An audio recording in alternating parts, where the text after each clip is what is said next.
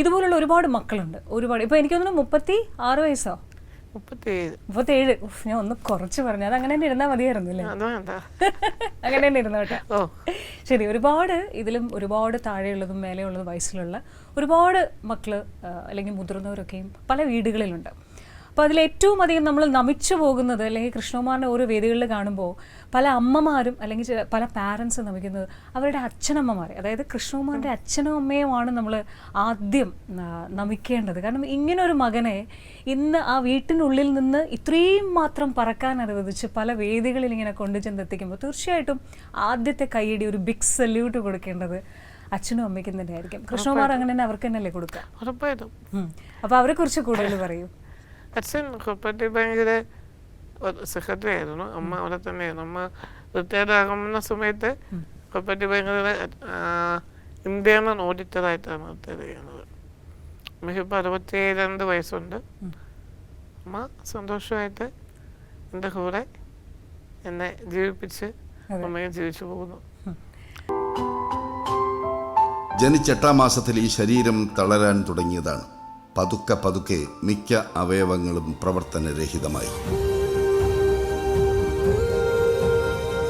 Spinal muscular അട്രോഫിയാണ് രോഗമെന്ന് വ്യക്തമായി.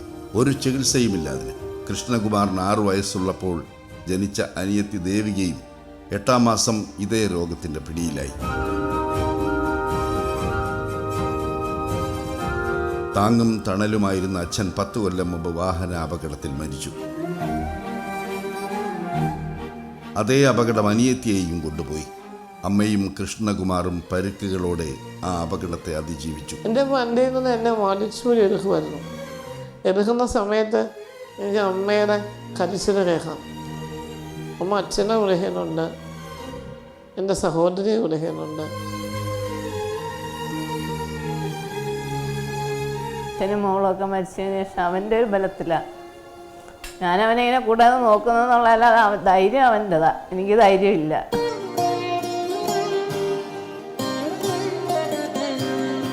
കൃഷ്ണകുമാർ 17 വയസ്സുവരെ ജീവിക്കൂ എന്നാണ് വൈദ്യശാസ്ത്രം വിധിച്ചത്. പക്ഷേ എണ്ണപ്പെട്ട ദിവസങ്ങളെ വെല്ലുവിളിച്ചെന്നോണം വായനക്കാരനായി. പുസ്തകത്താളുകൾ ആരെങ്കിലും മറിച്ചു കൊടുക്കും, കിടന്ന കിടപ്പിൽ വായിക്കും. പിന്നീട് കിൻഡിലിലൂടെയായി വായന. ആ വായനക്കാരനാണ് പിൽക്കാലത്ത് വേദികളിലെ പ്രചോദന പ്രഭാഷകനായത്. മരണമോ ആ നിശ്ചയദാർഢ്യത്തെ തൊടാൻ അറച്ചു നിന്നു.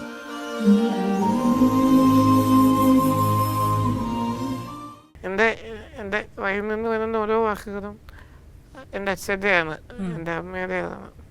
ഇന്ന് ഞാൻ അവനെ 9:30 വീട്ടിൽ നിന്ന് ഇറങ്ങിയാണ്. ഇന്നലെ ഞാൻ രാവിലെ 7 മണിക്ക് വീട്ടിൽ നിന്ന് ഇറങ്ങി. അപ്പോൾ ഒരു 7 മണിക്ക് ഞാൻ എൻ്റെ വീട്ടിൽ നിന്ന് പുറത്തേക്ക് ഇറങ്ങണമെങ്കിൽ എൻ്റെ അമ്മ 4:30 ആകുമ്പോൾ എഴുന്നേൽക്കണം. എന്നെ കുളിപ്പിച്ച് ഡ്രസ്സ് ചെയ്ത് ഭക്ഷണം തന്ന് എത്തിയ ചന്ദനക്കുടി വരെ ഇട്ട് തന്നിട്ടാണ് അമ്മ വീട്ടിൽ പുറത്തേക്ക് കൊണ്ടുപോകുന്നത്.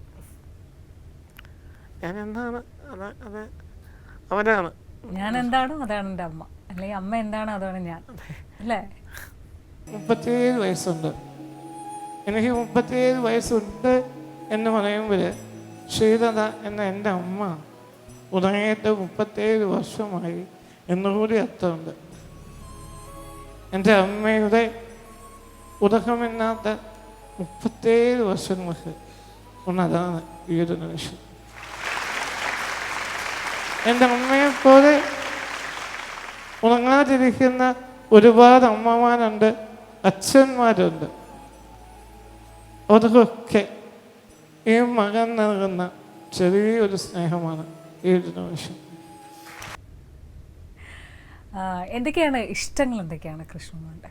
പുസ്തകങ്ങൾ ഇഷ്ടമാണ്, സിനിമ ഇഷ്ടമാണ്, ക്രിക്കറ്റ് ഫുട്ബോൾ ഇഷ്ടമാണ്, വർത്തമാനം കേൾക്കാൻ ഇപ്പോൾ ഇഷ്ടമാണ്, സംസാരിക്കാൻ ഇഷ്ടമാണ്, യാത്രകൾ ഇഷ്ടമാണ്, എന്നെ ഇഷ്ടമാണ്. അതിലാണല്ലോ തുടക്കം. അതെ. ഏതായാലും കൂടെ ഉള്ള കുറേ ചങ്കുകളുണ്ടല്ലോ. അത് നമ്മളിപ്പോൾ ക്യാമറയ്ക്ക് പിന്നിലായാലും കൃഷ്ണകുമാർ എവിടെ വന്നാലും നമ്മൾ കാണുന്ന ഒരു കൂട്ടം ആൾക്കാരുണ്ട്, ഇങ്ങനെ താങ്ങി നടക്കുന്ന ആൾക്കാരുണ്ട്. അവരെക്കുറിച്ച് എനിക്ക് എന്നെ ചലിപ്പിക്കുന്ന ആളുകൾ. തീർച്ചയായിട്ടും അവരെ കുറിച്ച് എനിക്ക് പറയാൻ തോന്നുന്നു. കാരണം നമുക്കിപ്പോഴും ഒന്നും ഒറ്റയ്ക്ക് സാധ്യമല്ലല്ലോ, പ്രത്യേകിച്ച് ഇങ്ങനെയും കൂടെ നമുക്ക് ഒരു ചെറിയൊരു ബുദ്ധിമുട്ട് കൂടെ ഉള്ള സമയത്ത് ഇതൊരു ബുദ്ധിമുട്ടല്ലാതായി മാറ്റിയിട്ടുണ്ട്. പക്ഷെ എങ്കിലും അപ്പം നമ്മുടെ കൂടെ ഇങ്ങനെ ഒഴുകുന്ന ആൾക്കാരുണ്ടല്ലോ, അപ്പോൾ അവരെക്കുറിച്ച് പറയാം. അവരുടെ സപ്പോർട്ട് എത്രമാത്രം കൃഷ്ണകുമാറിൻ്റെ യാത്രയിൽ ഒരുപാട് ഹെൽപ്ഫുള്ളാണ്. നമുക്ക് ഇപ്പോൾ ഒരു മൈൻഡിൽ ഒരു വോളണ്ടിയറിങ് ഉണ്ട്, കൂട്ടതാണ് പേര്. കൂട്ടുകാരെന്ന് ഇപ്പോഴും കൂടെ ഉണ്ട്. ഏതാവശ്യത്തിനും അവരാണ് എന്നെ ചലിപ്പിച്ചുകൊണ്ടേയിരിക്കുന്നത്. ശരിക്കും പറഞ്ഞാൽ അവരാണ് എൻ്റെ ചലനം. എൻ്റെ മാത്രമല്ല, മൈൻഡിലെ ഏകദേശം 600-നടുത്ത് വരുന്ന മനുഷ്യന്മാരെയൊക്കെ ചലിപ്പിക്കുന്നവരാണ്. ഒരു ഹോസ്പിറ്റൽ ആയാലും അവർക്ക് വീടിന് പുറത്തേക്ക് കാഴ്ചകൾ കാണുമെങ്കിലും, ഒരു വീട്ടിലെങ്കിലും ഒരു അസുഖം വന്നാൽ ഇങ്ങനെയുണ്ട് എന്ന് വിളിക്കാനായാലും ഒന്നുകൂടി എത്താനായാലും ഒക്കെ അവരുണ്ട് കൂടെയുണ്ട് അവർ കൂടെ ഉള്ളതാണ് ഞങ്ങളുടെയൊക്കെ ഒരു ധൈര്യം എന്ന് പറയുന്നത്. ചങ്ങാതിമാർ ഇസിക്കൽ ടു ഒറ്റ നിർവചനം എങ്ങനെ കൊടുക്കും?